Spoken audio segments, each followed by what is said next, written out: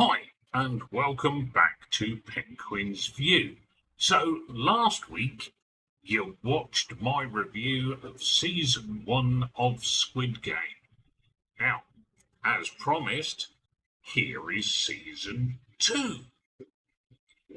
At the time of filming this, we're about 5 days away from the new series. 4 days, actually. Sorry, pardon me for breathing.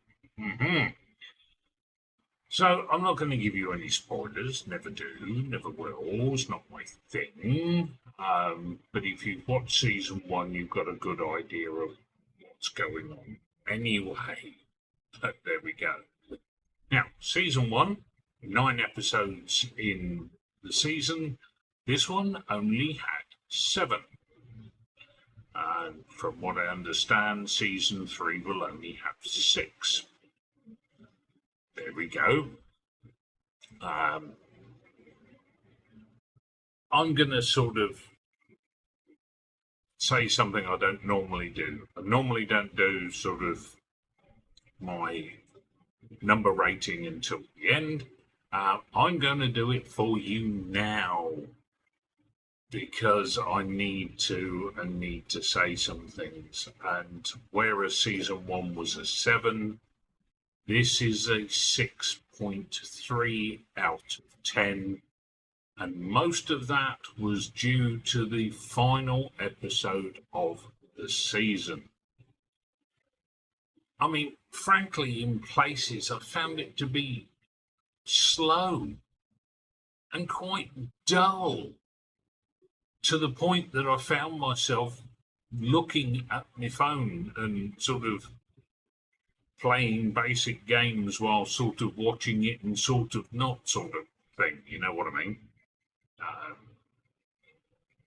Not fully focused on it. And that's not a good thing. And I've got to say that if I hadn't have known there was going to be a season 3, a final season, I probably would have only watched 1 or 2 episodes, maybe 3 at a push, because I just found them to be lacking. But I'm going to watch season 3. It's the final season. It should round everything off, hopefully. Know what I mean? No, not winning the lottery. I wish I could, but yeah.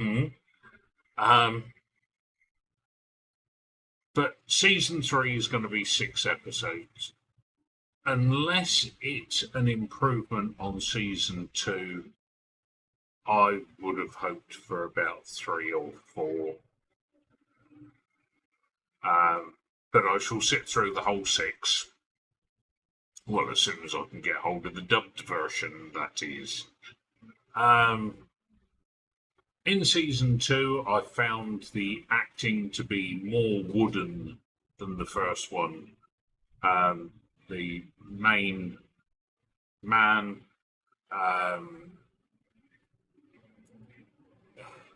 it was almost like he was being forced to do it because he just didn't. The acting that he was doing was just nowhere near as good as the first one. I mean, maybe that's the factor that sort of topped it off for me. That, yeah. Got to say, there was a person in there with purple hair, a rapper. Didn't much care for him at all. No. As for surprises, there were a few, but really not enough to make an impact on the overall series. As for horror and gore, less than season 1, and season 1 didn't have a lot.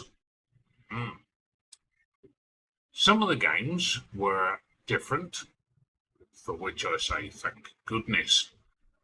That helped out some, but not enough for me to say it made a difference.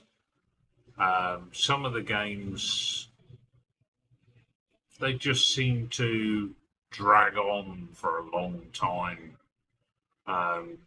as though they were making an extra point, but again, didn't work for me.